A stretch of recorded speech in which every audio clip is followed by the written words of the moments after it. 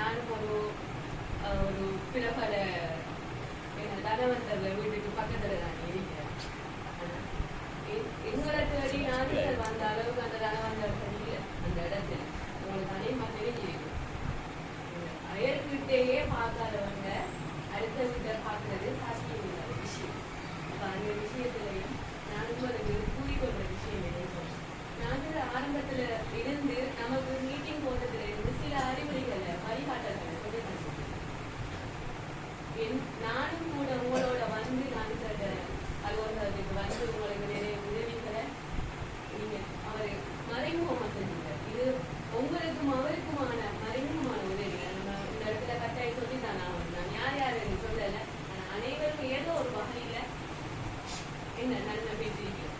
இதுல உங்களுக்கு புது நபர்கள் அந்த பழைய நபர்களுக்கு தெரியும். அலுவலகத்துக்கு போய் நான் சாரோட சந்திச்சு ஆனா அவரோட பண்பாடு என்னன்னு சொன்னா உங்களுக்கு அந்த ஓட்டோ ஃபீஸையும் கூட அவர் தான் அனுப்புவோம். உங்களோட செலவுல நீங்க போயிட்டு நீங்க சரி என்ன கண் கூட நான் கண்டுச்சு ஏதோ ஒரு பொருட்களை கொடுக்குறாரு சொன்னா நாங்க அவரை அந்த இன்னொருத்தர் வந்து தராம எங்களுக்கு தாராரு என்று சொல்லி அதை நாங்க சந்தோஷமா ஏற்றுக்கொள்றோம். மனப்பாங்கு இருக்கிறோம். அதோடு நான் என்ன செய்யணும் சொன்னா நானும் உண்மையா சாய்நாமல்ல இப்ப 11 டிவிஷன் இருக்கு. மாநிலக்காடுல 3 டிவிஷன் இருக்கு. கருணையில மட்டும் 30 டிவிஷன் மகளிர் கலை அமைச்சி அந்த 30 மகளிர் கலைக்கு மீட்டிங் நானே போவோம். அந்த 30 டிவிஷனுக்குரிய மீட்டிங் நானே போவோம். ஆனா எல்லா இடத்துலயும் ஒவ்வொருத்தரும் ஒவ்வொரு விதமாக கலப்பாங்க. ஆனா ஒரு சில அந்த மீட்டிங்ல நான் சில நல்ல தரமான வாழ்க்கிறாங்க. அந்த அளவுக்கு அந்த மக்கள் சாரோட பயன்படுத்தினாங்க. சார் எத்தனை பேருக்கு தொழில் வழிகாட்டியா தொழில் கொடுத்திருக்காங்க. கொடுக்காம சில விஷயம் கம்பெனிலே அந்த இதுலயே கொடுத்திருக்கிறாங்க. பேருக்கு கொடுத்திருக்கிறாங்க. அப்ப எங்களுக்கு இப்ப எங்களை போன்ற இப்ப வீட்டுல இருக்கிற ஏழவன் செஞ்சுட்டு இருந்தாங்கன்னு சொன்னா அவங்களுக்கு தொழில் வாய்ப்பு இல்லாம இருக்கு. சில பலம் இல்லைன்னு நீங்க சொல்லல. சில ஒரு கம்பெனி வேறுபட்ட அவர் அந்த வழிபாட்டை அவங்களுக்கு தரும். அடுத்ததாக அந்த விதவைகளையாக இருக்கட்டும், வாழ்வாதார உதவியாக இருக்கட்டும், எல்லாமே வந்து மொத்தம் அந்த பப்ளிசிட்டி பண்ணி அவர் செய்யணும். பாடசாலை மாணவர்களுக்கான உதவிகளாக இருக்கட்டும்.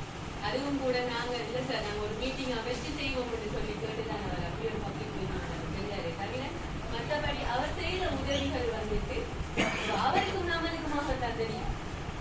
அப்ப இப்படியோ நம்ம சாய்ந்தவர்களே 17 அவர் முஸ்லீம் இல்லை, தமிழ் இல்லை, எல்லா மக்களுக்குமான உதவி செய்யணும்.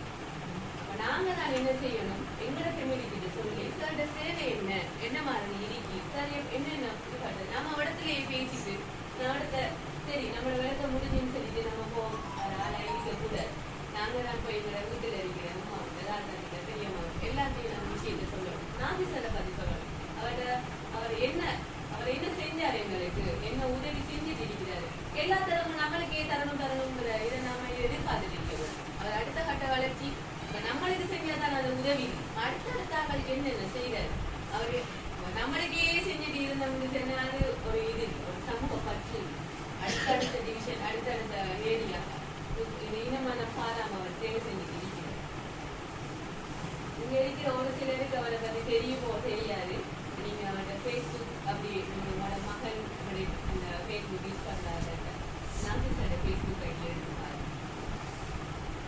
அதாவது நாங்க எங்களுக்கு கெடுதலான முறையில அவர் எந்த இதுலையும் இல்லை. எங்களுக்கு வழிகாட்டியாக தான் எப்பவும் இருந்திருக்கிறார்.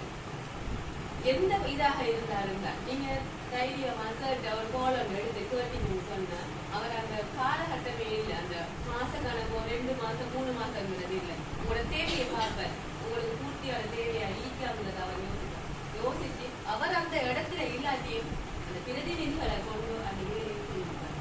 எத்தனையோ பேருக்கு செஞ்சிருக்கிறார், செய்திருக்கிறார். ஆகவே நாங்க தான் என்ன செய்யணும் சொன்னா நாங்க தான் மகளிர்களான நாங்க தான் ஒரு பெரிய அத்தியாயம் இல்லையா.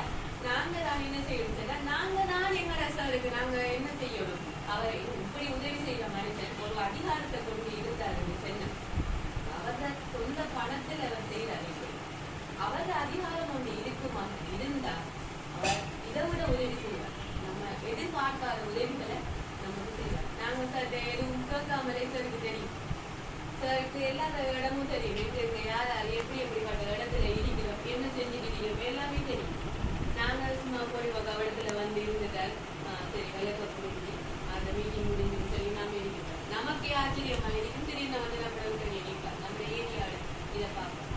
அப்படியான ஒரு என்ன சொல்ற தைரியமான எல்லா விதத்திலையும் இது என்ன பக்கபலமான எல்லாருமே அரசியல்வாதிகளாக ஆகவே நான் உங்களிடம் இந்த இடத்துல இருக்கிறது நாங்கள் 17 பேர் மட்டும் இல்லாமல் 17 170 1700 சொல்லி அவருக்கு ஒரு சங்கத்தை அமைப்பு உண்மையான ஆட்களா நாங்கள் உருவாக்கணும். இஞ்சலை மாநாடு சங்கலை மாநாடுக்கு போராடலை நீங்க ஒரு கடை வசட கையில போட்டு பாருங்க அதிகாரத்தை. அதுக்கு பிறகு நீங்க வாழ்நாள் முழுக்க இன்னொரு ஆளை மாற்றுறதுக்கு விட மாட்டீங்க. இது என்ன அனுபவம் மக்கள் அனைவருக்கும் பணி அஸ்ஸலாமு அலைக்கும். நான் நினைக்கின்றேன் இது 3வது தடவை நாங்கள் இந்த இடத்திலே நாங்கள் 3வது தடவை நினைக்கின்றேன். இருந்தாலும் இங்கே கூறப்பட்ட சில கருத்துக்கள் உங்களுக்கு எல்லோருக்கும் தெரிஞ்சிருக்கும் நினைக்கின்றேன். கூறப்பட்ட கருத்துக்களை நீங்கள் செவிமடுத்து உருவாக்கியிருப்பீர்கள். ஆனால் எதிரே வருகின்றப்ப என்னுடைய நோக்கம் தேர்தலுக்கு வரணும், உழைக்கணும், பணம் சம்பாதிக்கணும் அல்ல. அது உங்களுக்கு தெளிவாக தெரியும். எனக்கு கடந்த தேர்தலோட நான் தேர்தல் செய்ததாங்கிறத பற்றி யோசிச்சு கொண்டிருக்கேன். உண்மையாக நான் சரியான பெட்டாக இருக்கேன். இன்னும் உங்களோட என்றால் இங்கே சரியான இங்கிலாஸோட இல்லை. நம்மளோட வாக்காளர்கள் வந்து சரியான இங்கிலாஸோட இல்லைங்கிறதால நான் ஏன் என்னுடைய டைமையும் நேரத்தையும் உங்களுக்கு வேஸ்ட் பண்ணணுங்கிறது நான் யோசிக்கிறேன். சம்மாந்துறையில் இருக்கிற மக்கள் சொல்வது சாய்ந்த மருந்து கல்முனை மாநகரத்தை பார்த்துட்டு இருக்கிறாங்க. நாவில் சேர்த்து கல்முனை மாநகரத்தை வென்று கொடுக்காங்களே இல்லையாங்கிறது பார்த்துட்டு இருக்கிறாங்க சம்மாந்துறை. அப்போ உங்களோட கையில இறுக்கி அடுத்த முறை கல்முனை மாநகரம் இந்த வந்தவர்கள கையில் கொடுக்குறதா இல்லை இந்த மண்ணில் பிறந்தவர்கள கையில் கொடுக்குறாங்கிறத பற்றி எதிரே வரும் இந்த மாநகர கல்முனை மாநகர உட்பட்ட அந்த தேர்தலில் சாய்ந்தமர நகரமாக இருக்கலாம் அல்லது கல்முனை மாநகரமாக இருக்கலாம். 2 சபைகளையும் நாங்கள் களமிறங்கள். இதில் தகுதியானவர்கள் பெண்களுக்கு கேட்பார்கள், ஆண்களுக்கு கேட்பார்கள். ஆனால் நாங்கள் கேட்க மாட்டோம். தெரிஞ்சது உங்களில் இருந்த ஒரு ஆள் நாங்கள் நகர பிதாவோ அல்லது மேயராவோ நாங்கள் கொண்டாட இருக்கிறோம். ஆகவே நீங்கள் விசுவாசமான முறையில் உடை தூய்மையோட கடந்த காலங்களில் நாங்கள் வந்து பேசி கழிச்சு போனாலும் இந்த இருந்து நீங்கள் களத்தில் இறங்குங்க. ஒவ்வொரு வீட்டுக்கும் போங்க. நீங்கள் கடந்த காலம் வாக்களிச்சிட்டீங்க, எல்லாரும் வாக்களிச்சிங்கன்னு உங்களுக்கு உத்தரவு ஒன்றும் செய்யலை. ஆனால் இந்த முறை வாக்களித்து ஒரு சபையை கையில் இருந்துட்டா என்ன செய்யலாம்ங்கிறது நாங்கள் காட்ட போகிறோம்ங்கிறத நீங்கள் களத்துக்கு வரணும். நாங்கள் இந்த தலைவர் மாற்றிக்கிங்க. இப்போ 20 பேர் இருக்கீங்க. சாயந்தரம் 17 உட்பட மாநிலக்கரை உட்பட இந்த 20 தலைவர்மாரும் என்ன செய்யணும்னு சொன்னால் களத்தில் இறங்கி உங்களோட கமிட்டியோட உங்களோட சங்க அங்கத்தவர்களோட தெளிவான ஒரு டிஸ்கஷன் பண்ணி களத்துக்கு வாங்க. வந்ததுக்கு பிறகு நிதி கொண்டு வர்றது அபிவிருத்தி செய்யறது மாதிரி சின்ன விஷயம். காசு உண்டாகிறது வழி 1000 வழி. இப்போ நீங்கள் வாக்களிச்ச ஆக்களுக்கு வந்து ஒருத்தர் தெரியாத ஆக்களுக்கு இப்போ நம்ம உள்ள ஒரு எம்பிக்கு செய்ய தெரியாது. சும்மா அந்த எம்பின்ற பதவி மட்டுமே போதும் நினைக்கி நிறைய அபிவிருத்திலாம் கொண்டு இருக்கு. இலங்கையில காசு இல்லை, அரசாங்கத்தில் காசு, அரசாங்கத்தில் ஒரு சொல்லிதான். அதில் செய்யக்கூடிய தில் இருக்கும், செய்யக்கூடிய வந்து ஆளுமை இருக்கும். அதே மாதிரி தான் இப்போ கடந்த காலங்களில் வந்து நீங்கள் மயில் கட்சிக்கு போட்டீங்க, அதே மலக்கட்சிக்கு போட்டீங்க. இவர்கள் ஒன்றுமே நடக்காது. இதில் வருகின்ற காலங்களில் வந்து நாங்கள் தனித்து களமிறங்குவோம். நாங்கள் யாரோடையும் கூட்டி சேர மாட்டோம், தனிச்சு தான் களமிறங்குவோம். நாங்கள் தனித்து களமிறங்க கூட எங்களுடைய சின்ன மாம்பழ சின்னமாக தான் இருக்கும். இன்ஷா அல்லாஹ் கட்சி அங்கீகரிக்கப்படும் மிக விரைவில். அங்கே கிட்டத்தட்ட 90% முடிந்து இந்த 10% அவங்க அறிவிப்பை பார்த்துட்டு இருக்கிறோம். அங்கீகரிக்கப்பட்டால் எங்களுடைய கட்சி சின்னத்தில் மாம்பழ சின்னத்தில் கேட்போம். அப்படி இல்லை என்று சொன்னாலும் மாம்பழ சின்னத்தில் தான் நாங்கள் தேர்தல் கேட்போம்.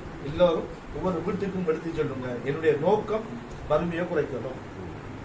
அப்போ வறுமையை குறைக்கிறதா என்ன செய்யணும்? ஒவ்வொரு வீட்டில் இருந்து ஒரு படித்த மாணவர்களை வெளிநாட்டுக்கு கொண்டு போகிறோம். அதுக்காக வேண்டிதான் நான் ஈஸியாக கெப்பாசிட்டி ஒன்று உருவாக்கி இருக்கிறேன். ஒவ்வொரு வீட்டுக்கும் கேட்டி கம்போடு நாங்கள் வருவோம். உங்களோட ஒவ்வொரு பிள்ளைகளுக்கும் நீங்கள் வர தவிர நாங்கள் வருவோம். எல்லா கெம்பாசியில் அவங்களுக்கு படித்து ட்ரைனிங் கொடுத்து அவங்கள வெளிநாட்டுக்கு அனுப்பி வைக்கிறேன். அப்போ வறுமையை குறைக்கலாமா இல்லையா?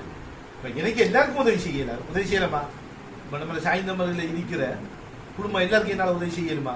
இல்லை, தனிப்பட்ட முறையில் செய்யலாம். அப்போ அதிகாரத்தை தந்தெல்லாம் செய்யலாம்ல. இப்போ நம்ம பக்கத்தில் பார்க்க இந்த துடுவா மாதிரி கிடக்கு, எப்படி கிடக்கு நம்ம ஏரியா பார்க்கலாம். இதோ சோலை வளமாக நாங்கள் மாற்றலாம். அங்கீகரிக்கப்பட்ட ஒரு இதாக மாற்றலாம். ஆகவேதான் இப்ப நீங்க எல்லாரும் தாய்மார் தலைவர்மார் எல்லாரும் எனக்கு உறுதிமொழி தரணும்.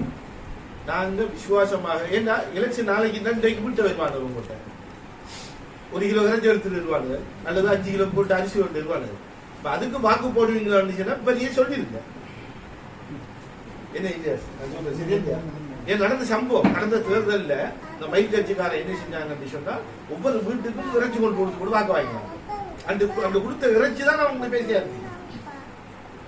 அப்படி எங்க சாய்ந்த மருந்து மண்ணு நான் பிறந்த மண்ணு அப்படி செய்ய மாட்டாங்கிற முழு மீது நம்பிக்கை இருக்கு. அது வேற விஷயம். ஆனா மற்ற பிரதேசத்துல அவ்வாறு நடந்திருக்கிறது. மருதமுனையா இருக்கலாம், எந்த ஊரா இருக்கலாம், கட்டாளச்சினியா இருக்கலாம், சம்மந்துறையா இருக்கலாம், பல இடத்துல வந்து நடந்திருக்கு. நீங்க தலைவர்மாரு மிகவும் கவனமா இருக்கணும். ஒவ்வொரு வீட்டுக்கும் உங்க அங்கத்தவர்களுக்கு தெளிவா சொல்லணும். என்னன்னு சொன்னால் தேர்தல் அண்டைக்கு தார சன்மானம் நீங்க பெற்றீங்கன்னு சொன்னால் நாபிசனால வார எதுவுமே கிடைக்காது. என்ன தோக்கடிக்கிற நீங்க தோப்பீங்க, எனக்கு எதுவும் தோல்வி நிக்கா. இப்ப நீங்க நகரசபை வெண்டு தந்தா, மாநகரத்தை வெண்டு தந்தா உங்களுக்கு விட்டு எனக்கு உங்களுக்கு தெரியா. முஸ்லீம் காங்கிரஸுக்கும் செய்ய தெரியாது, மயிலுக்கும் செய்ய தெரியாது, செய்ய தெரியாது. நீங்க உலகாலம் கொடுத்தீங்கள, செஞ்சு காட்டினாங்களா? இல்ல.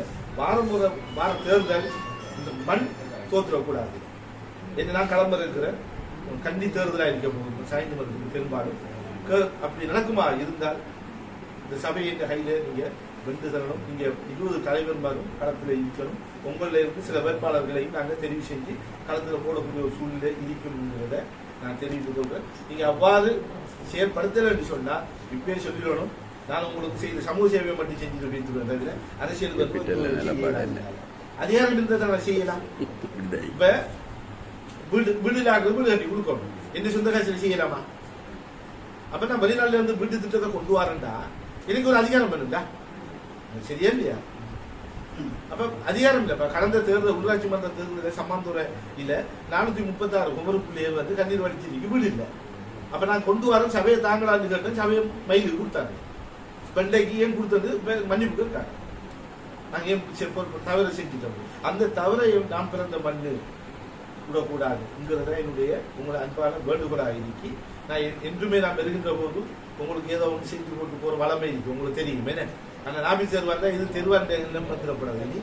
நாபில் சார் வந்தா இந்த ஊருக்கு செய்வாருங்கிற ஒரு சிந்தனையோட நீங்க எல்லோரும் பயணிக்க வேண்டும்.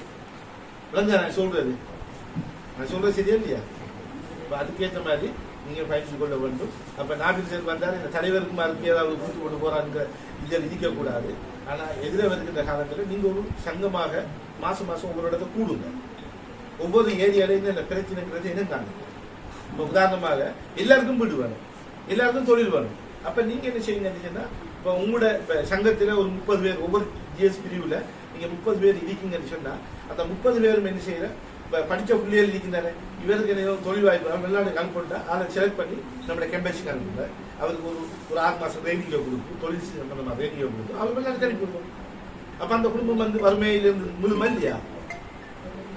சரி, அப்ப நாம உதவி செய்யக்கூடியவர்களாக நாங்க மாறணும் என்று கூறி விடைபெற்றுக் கொள்கின்ற இந்த எதிராக